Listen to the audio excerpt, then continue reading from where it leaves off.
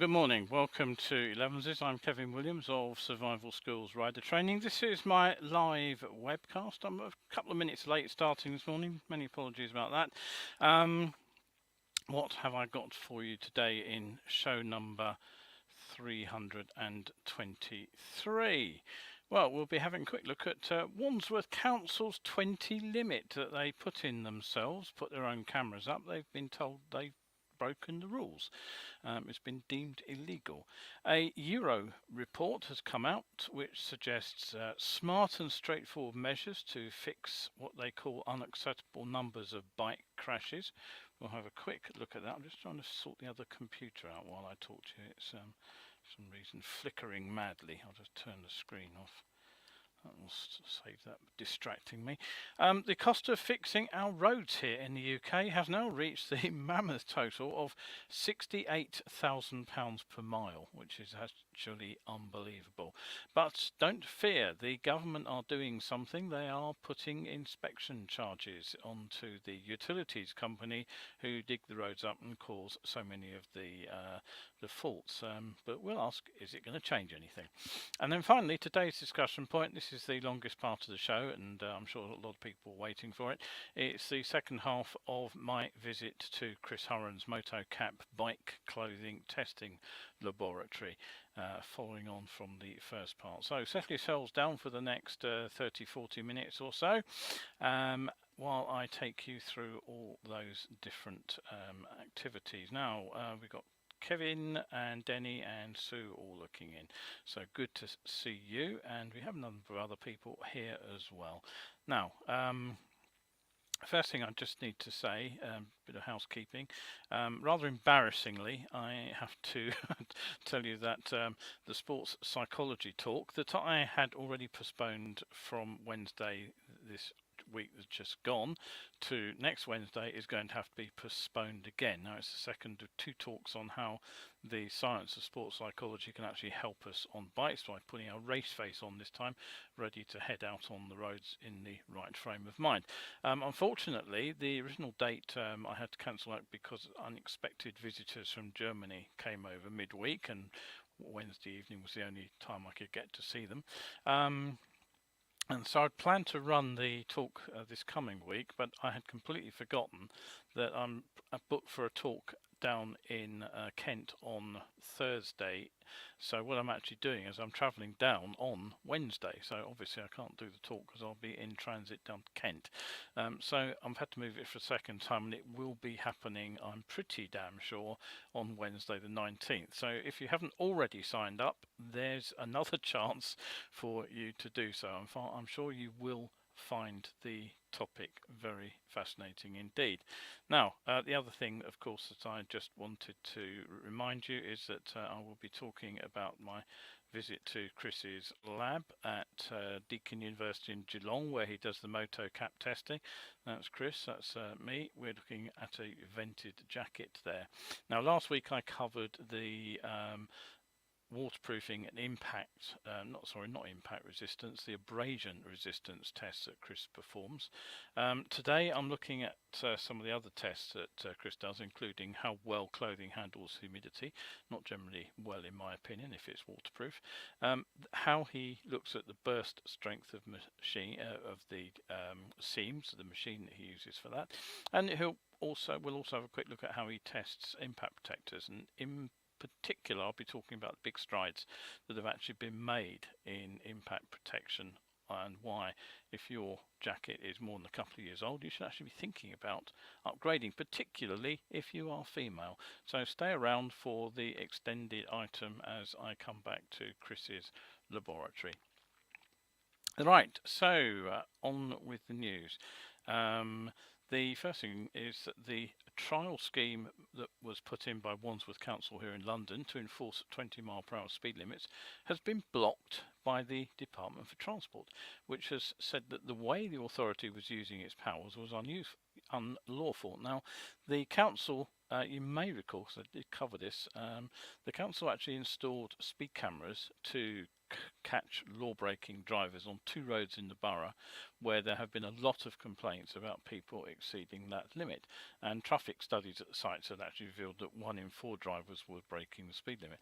Actually, that means 3 in 4 were actually obeying it, which I would have said was a pretty remarkable success. Anyway, the point being that the DFT has asked the DVLA to stop sharing details of the drivers who are caught via their registration number, obviously, caught speeding under this enforcement scheme, saying, quote, Wandsworth Council is carrying out this experimental speed enforcement trial using powers in a way that is unlawful.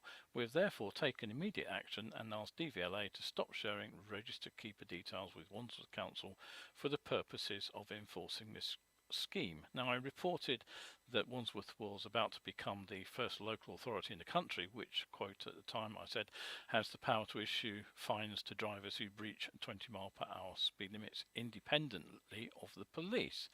The pilot scheme was due to run for 8 months, and it was seen as the start of a wider rollout of council-run speed cameras. Now, that was back in October. The cameras were put in because the council believed that speeding on those 2 roads was going unpoliced.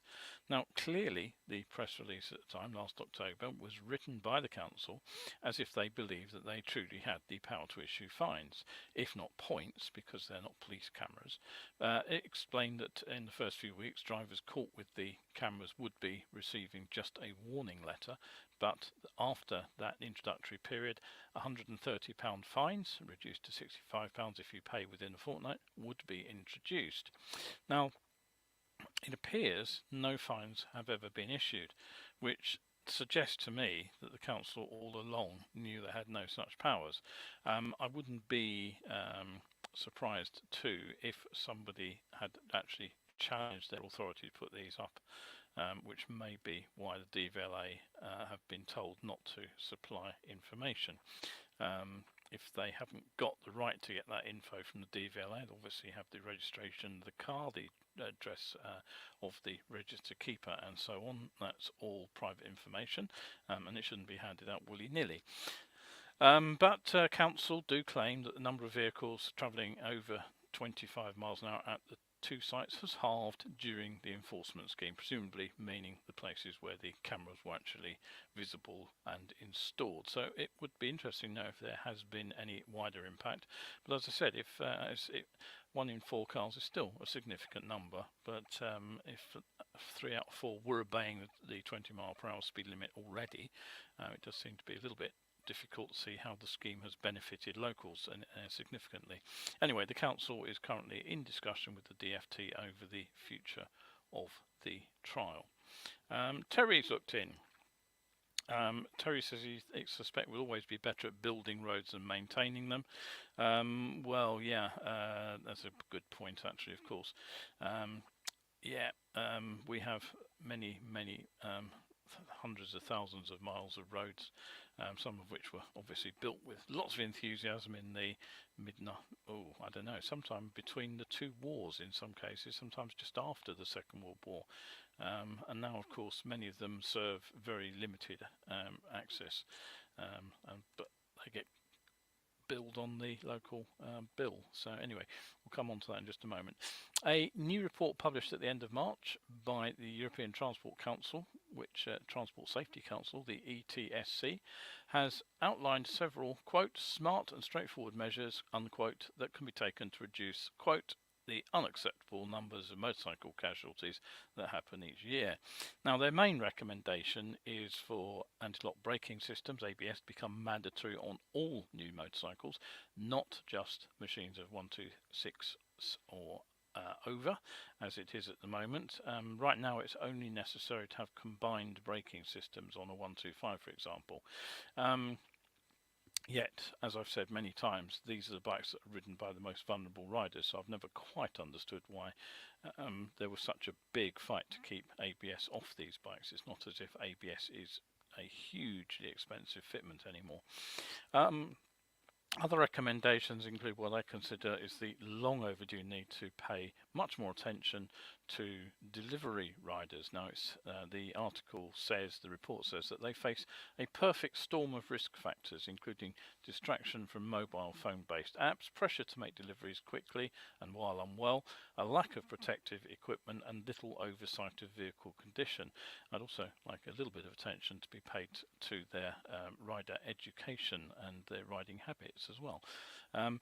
Rather bizarrely, though, the ETSC says that motorcyclists have been less of a focus in road safety in recent years. Now, I'm not quite sure where they got that particular idea from, because frankly, it's almost every week I open my news feed, somebody somewhere has started a new motorcycle safety campaign. I mentioned just the previous show the new rider hub for novice riders that ROSPA, for example, has launched. So I struggle to see that, but what I do think is needed are fresh approaches. So have a quick look at this graph. I'll just pop that one up on screen. There we go. That's the graph that they say they need to deal with. And what they say is that the changes to the EU licensing requirements in 2013 may have contributed to the lower number of deaths by creating a series of stages to acquire a full license for the largest and most powerful motorcycle. Well, I find that hard to believe. If I sort of move the mouse on the screen, hopefully you can see where 2013 actually is. It's about the point at which the blue line with the motorbike perched on top of it actually flattens off. So how they come up with the conclusion that motorcycle deaths have actually dropped off after that intervention, I have no idea whatsoever. The graph simply doesn't back up what they're saying. Now, my guess is, in fact, the other way round, that the decline which you can see on the left side of the graph leading up to 2013 has been flattened off because of the stepped licensing system. I do have graphs which go back further, go back to about 1990 actually, and I've got data going back to the end of the Second World War, which shows that motorcycle accidents and injuries and deaths have been declining fairly steadily since about 1990 to 2013, and then you can see that it's leveled off with that little blip at the end there for COVID. So my thinking here is that it's possibly the result of the step licensing system which has actually caused that levelling off, because what it does is it leaves the most vulnerable riders, the young riders under 21, stranded on a 125 if they do bother to take a test. So basically there's no incentive for those youngest riders to actually go ahead and get properly trained to ride their motorcycle. You know, here in the UK we let them out on CBT, compulsory basic training, which I have said many times, having taught CBT for many years, is simply inadequate for the job of preparing a novice rider to ride in all conditions on our roads. It's just about enough for them to get safely out the training school gate. CBT needs a massive overhaul, in my opinion, and to argue that the step licensing system actually has benefited riders, I think, is bonkers, and that graph simply doesn't show it. Now, ETSC say that a mandatory practical test should be enforced. Now, personally, I tend to agree. I've never seen it exactly why it is that an essentially untrained rider is allowed to use the roads when every other group, bar powered two-wheelers, has to take a bike test. So, you know, I've always thought that new riders should go through exactly the same learner procedure to get a test pass as a car driver, for example. The industry has always claimed that this will be financially challenging for motorcyclists, but frankly, when you see new riders running around on a £4,000 brand new motorcycle with a £400 exhaust can stuck on the side of it and wearing probably £2,000 worth of riding kit, you do start to wonder where their priorities are, that they're doing it, riding these on CBT. And in any case, it turns out that around 400,000 17-year-olds actually managed to find the cash to pay for the car test. So I'm really not convinced by that argument at all. Anyway, the report's other recommendations include mandatory technical inspections for all PTWs. Well, that will certainly upset some nations, including the Irish and the French, for example, who've been vociferous in their opposition to sort of an MOT style test, plus a focus on checking that bikes haven't been modified for higher speed. That's a rather more difficult one to even see how they would possibly enforce that. I mean, if they're simply looking at exhaust pipes stuck on the side of a moped or something, yeah, maybe that's easy enough. But how do you tell that there's something, I don't know, GSXR 1000, for example, to quote a bike that's not made anymore, not for the UK anyway? How do you know that that hasn't been tweaked internally in the engine? You simply don't, basically, without taking the engine apart. I don't see these exactly clever or smart suggestions as they claim. But one thing I do actually agree with is they suggest that riders would be safer if car manufacturers worked to improve detection of motorcyclists through safety technologies.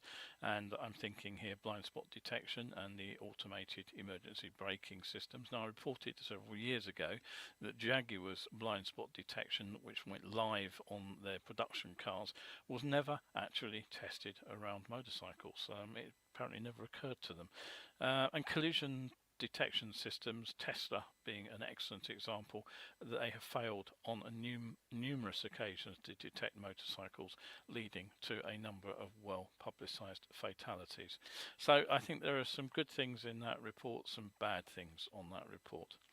Right, what have we got here? Kevin says, spoke to a biker who got a speed awareness course for 55 in a 50, wide stretch of road, no junctions, formerly no speed limit, now added to a growing list of anti-police road users. Yeah, a tough one. If the speed limit has changed recently, one beef I have is that there are often no extra warning signs that you're into a changed speed limit. They changed one of our local limits recently, and I only spotted that by chance. He also says, I'd like to see compulsory fitment of cornering ABS on all bikes over 125.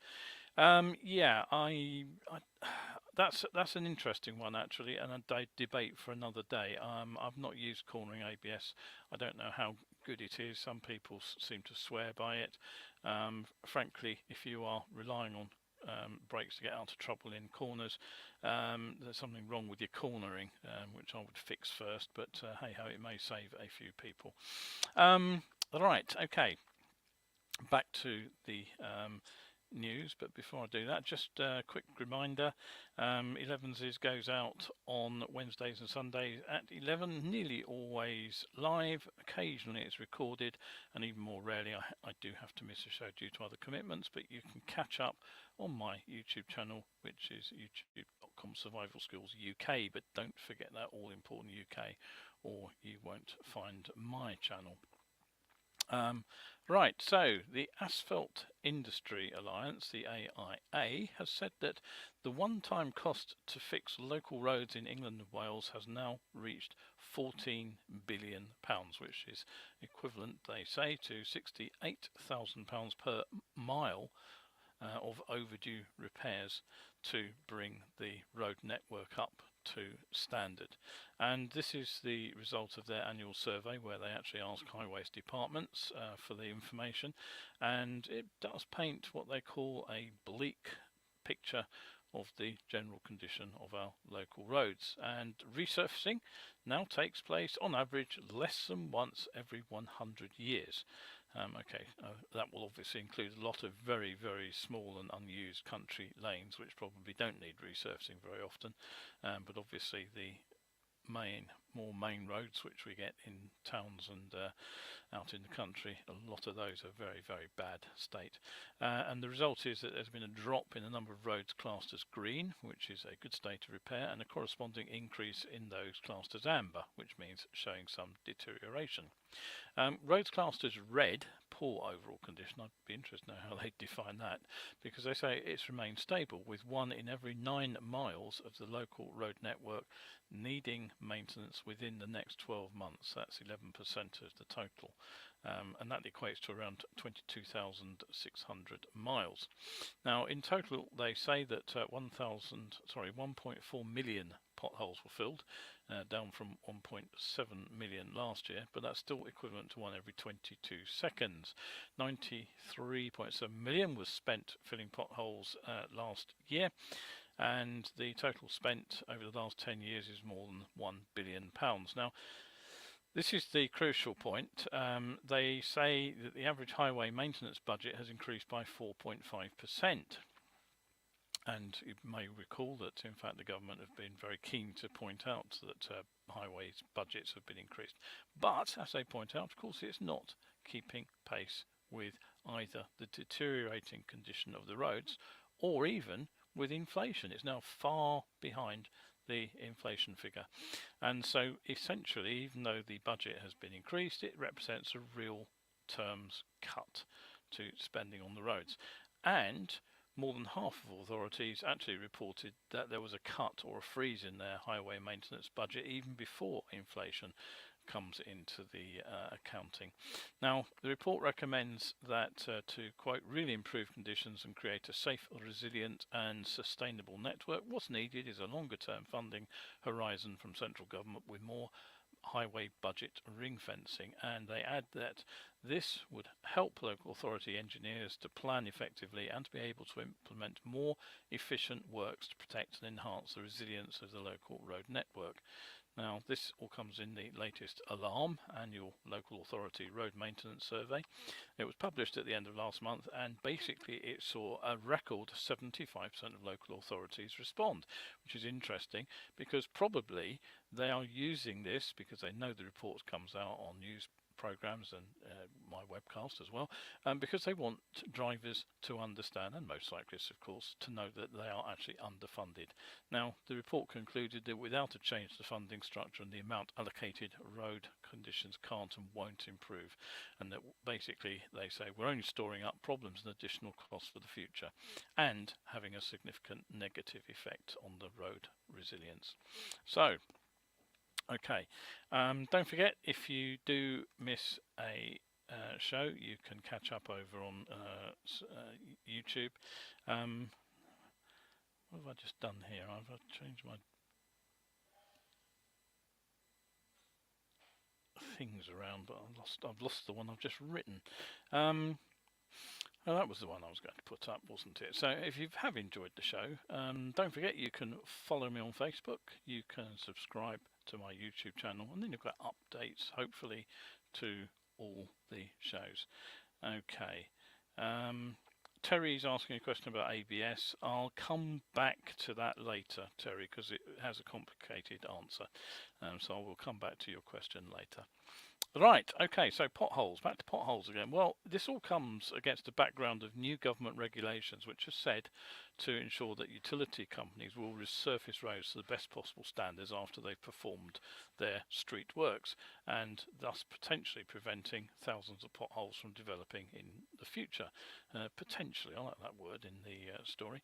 Now, from the 1st of this month, 1st of April 2023, it's not an April Fool's joke, I'm pretty sure, a performance-based inspection regime will be used to assess how the utilities companies, how their quality is on those road repairs that they do. And this will be used so that the best performing companies will be inspected less and the worst performing companies will be inspected more. Now, the average failure rate for street works is currently 9%, which I think is absolutely awful, but it seems that some of the worst companies have failed over 60% when their repairs have been inspected. So the proposal is that the worst performing companies will actually possibly have 100% of their street works inspected. So in other words, to make absolutely certain that their work's up to scratch. Now, Transport Secretary Mark Harper, he said that the measures, quote, are yet another example of how this government is on the side of motorists and other road users, leaving no stone unturned.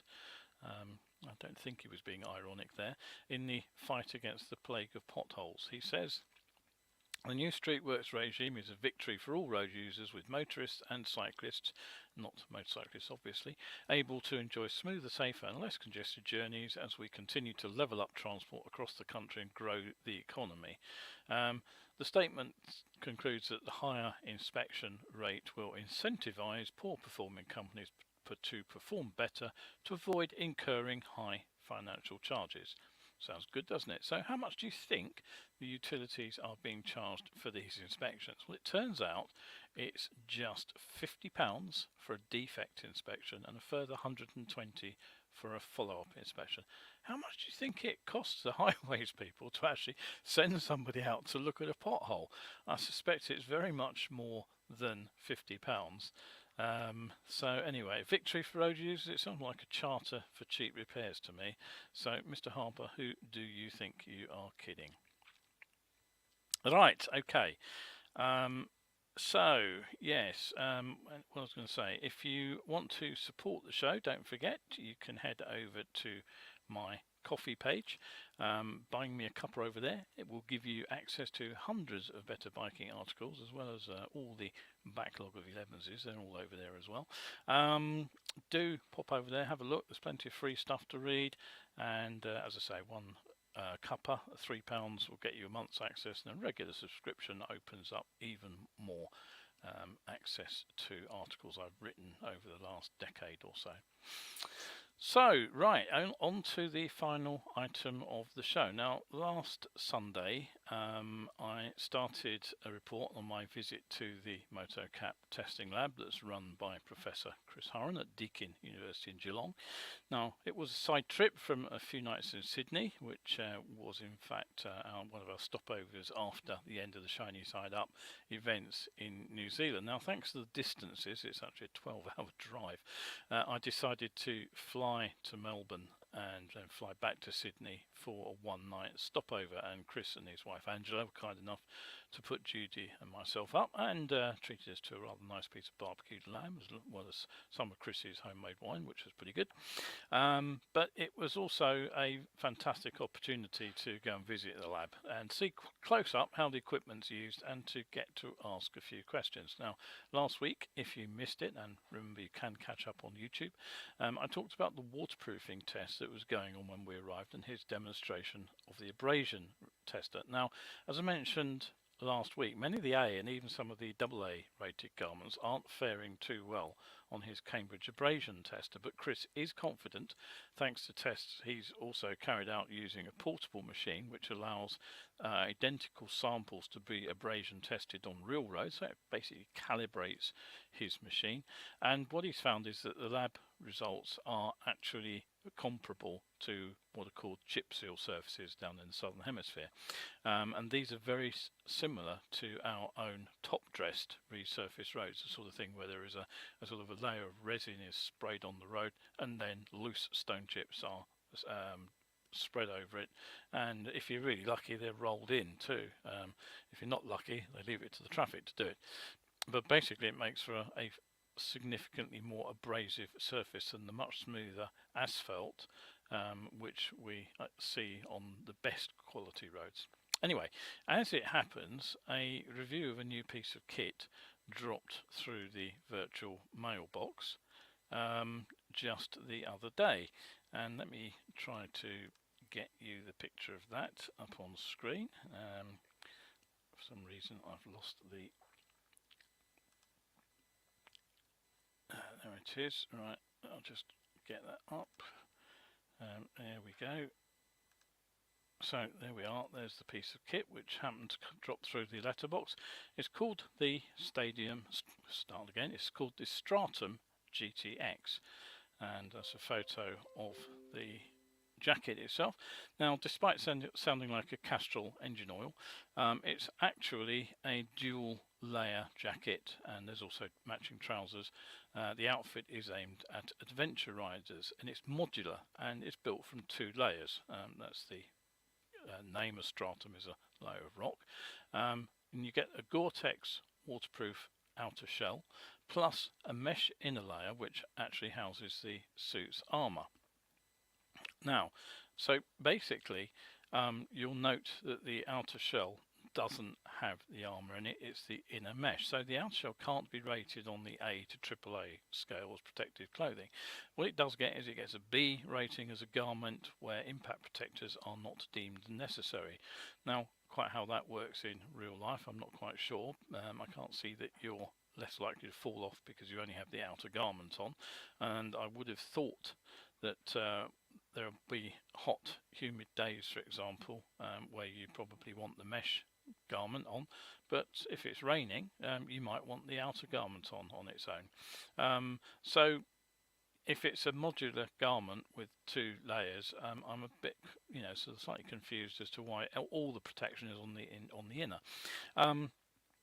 So the inner is the garment which is made of what they call ballistic and abrasion resistant material, so that gets a AA rating because it is fitted with level 2 armour. So the jacket, for example, comes with Revit's C-Flex protectors. Those are in the shoulders and the elbows.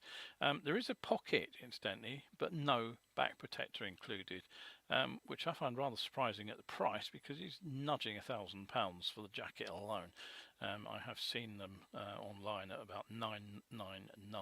You can buy them cheaper at some places. There is also a pocket for chest protection too, but neither do you get that.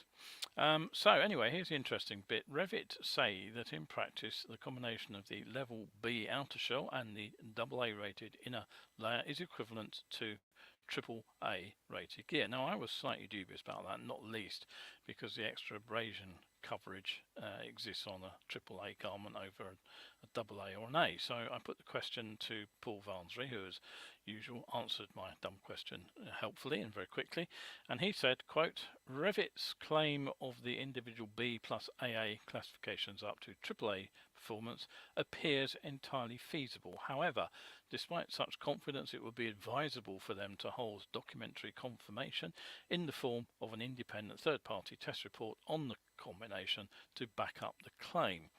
And what Paul pointed out was that the extra coverage of AAA rated garments is, quote, limited to the buttock area, which the B plus AA layering of trousers would provide, as long as the combination satisfies the tear strength, seam strength and abrasion resistance criteria. Okay, so, and that reminds me actually of 2 things that I did actually leave out of last week's report. Now, the first is that only the AAA test looks for double coverage on the backside, and the second is that tests done by Chris have included doubling up on clothing layers, and what he's found is that by doubling up something like a A-rated denim jean, for example, wearing one pair over another, you more than double the slide time down the road. Now Paul also confirmed for me that this was empirically known as far back as the mid-80s, and then it was confirmed once Dr. Woods had constructed the first Cambridge machine, and it was actually, he said, more than 2 times the for cowhide. If you layered up twice, you'd get more than twice the abrasion resistance commonly used by the top brands. So and as it happens, it was something we used to tell the trainees who used to turn up wearing denims for CBT back in the 1990s. So it's good to know that we were actually right. And it, of course, is still applied. So if you have a relatively low performing textile suit or denims, you can significantly add the performance by adding a second layer. Even a decent quality pair of ordinary denims under your protective clothing will improve matters considerably. And for people who are a bit cash strapped, that's probably a really good way to go about it. Anyway, on with the report from the lab. Now, something I didn't get a photo of is the thermal comfort tester, probably because from the outside it's a fairly uninteresting looking box, but essentially what this box does, it's like an oven. It heats up a layer of water which is trapped underneath a sample of material. It heats it to body temperature, and then it uses a device on the outside to test the humidity to see if the humidity in the area on the outside of the material goes up or not.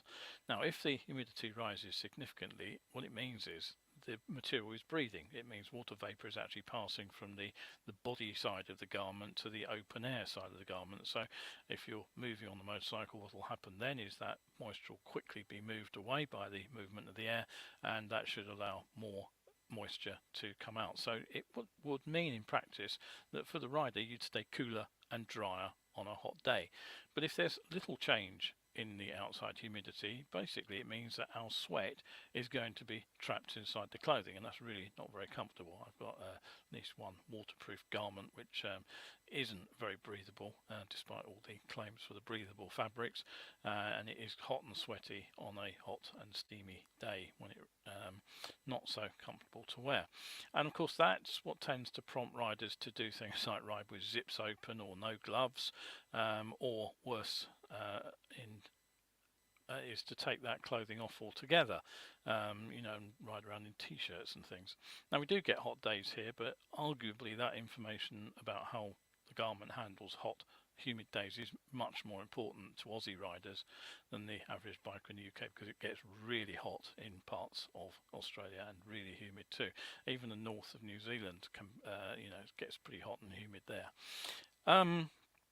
So, all right, that's humidity then. So what about another strength test? Well, when we fall off, there is a moment in which the material of our clothing can hook up on the surface, and this stresses both the material itself and the seams. And so this is another area which is tested. Let's just get that picture up on screen. There it goes. So that is the testing machine, and I'll zoom in on it in just a moment, but basically you can see there, it's the burst strength tester. And essentially what you have is that protective glass dome there, which keeps the occupants of the laboratory safe, and underneath there is a diaphragm which is pushed up like a mushroom under the material, which is secured over the top of it. Now eventually what will happen is that the seam will start to pop open stitch by stitch, and then the seam parts completely and the machine records the pressure at which the material failed.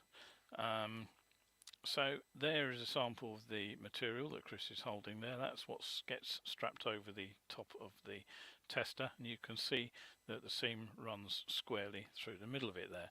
Now something that Chris has commented is that the seam strength is actually an area where the CE testing seems to have improved the garments, and it's significantly better than it used to be apparently. Now interestingly, and this is counterintuitive, but when you think about it you can begin to understand it, is that slow speed crashes actually put more stress on the seams than faster crashes. And this is basically because when you fall off at relatively low speed, what you do is you impact almost vertically onto the road surface, and so the material can grip up, and then the relatively slow speed that you're sliding at actually tries to pull the material apart. If you fall off at a higher speed, what you tend to do is you tend to slide along the road surface much more than you do sort of come down vertically on it. So in fact higher speed crashes cause more abrasion damage but actually put less stress on the seam strength. So that's as I say, slightly counterintuitive, not the way you'd expect things to work. So okay, what else do we look at? Well, the other result is when we fall off we tend to land on a hard surface, and this is Chris here with his impact tester on his right there, and you can actually see a piece of body armor there in the machine. Now what Chris tests here is how much energy gets passed through an impact protector, and how this works is that a fixed weight is dropped from a fixed height onto the protector, so you have a known amount of energy, and then underneath the body armor will be the sensor which actually levels the measures the peak level of impact that passes through the protector. Now because of the business with conservation of energy and all that kind of stuff,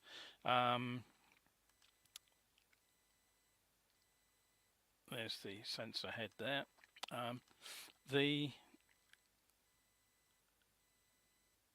The impact protector can't absorb energy as we commonly think, as in fact it's put in a lot of adverts and things. The energy has to go somewhere, it can't be absorbed. But what the impact protector does do is it passes the energy through the protector over a longer period of time. So think of a sharp spike, if I can sort of diagram one there. So there's a certain amount of energy, which is the area under the curve, and if you've got a big spike that comes up steeply and drops down steeply, you've got a high level of peak energy passing through the impact protector. But we could have a bump that looks like that. So it rises relatively lowly, but it spreads out over a longer period of time. So we get the same amount of energy passing through the impact protector, but what it's doing now is it is passing that energy through over that longer period, which means you have a lower level of peak impact. So that's how the better impact protectors work. They don't absorb energy, they spread it out over a longer time. Now, level 2 armour clearly performs better than level 1, so if you have level 1 in your riding kit, it's certainly worth upgrading. And this is actually another area where Chris says that big strides have been made in the last few years. I saw some of the latest armour.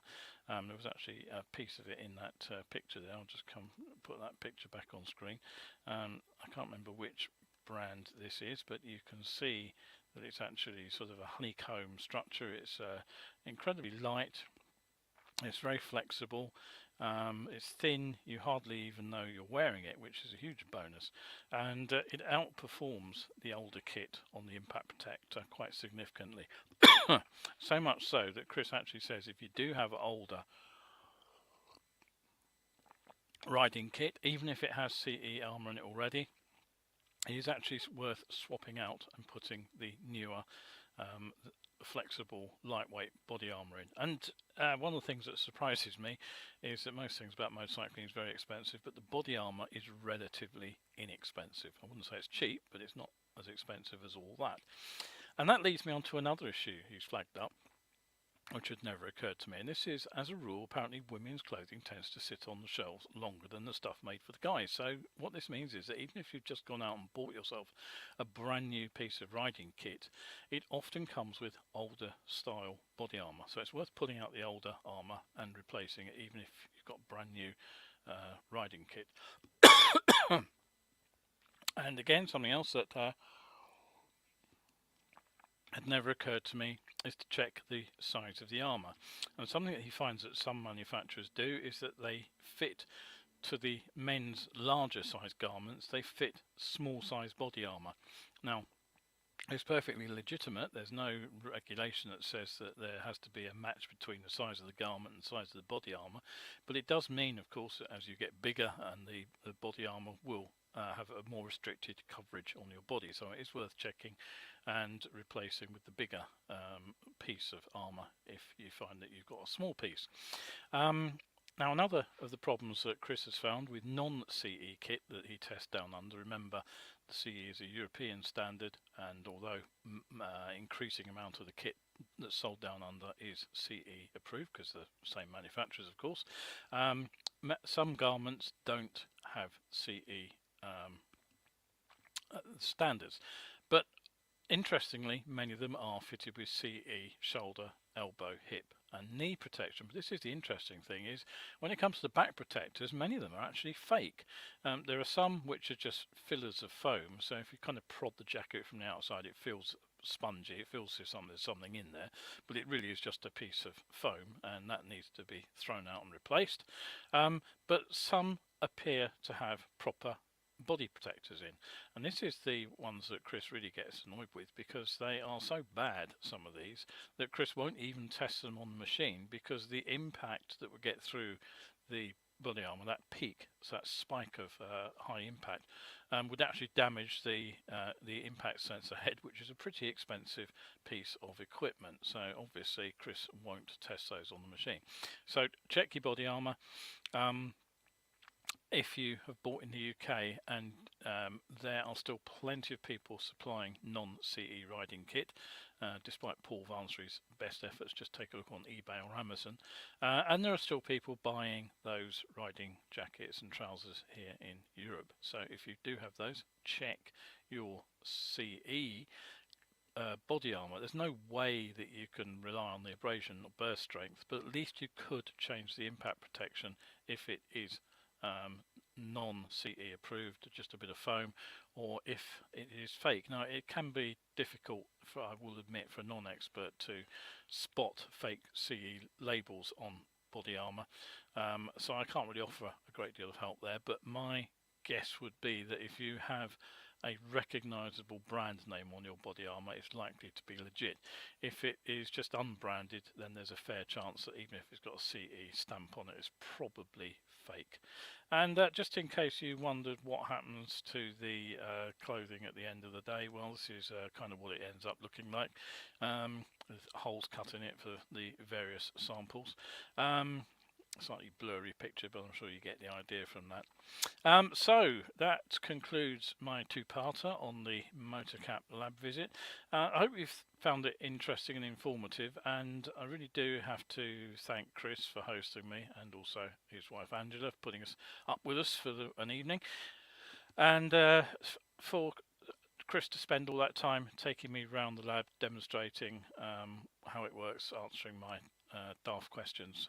Now, Chris does have some interesting plans for the future. I won't spill the beans on those until I have his go ahead that I can, but be assured that when I do get that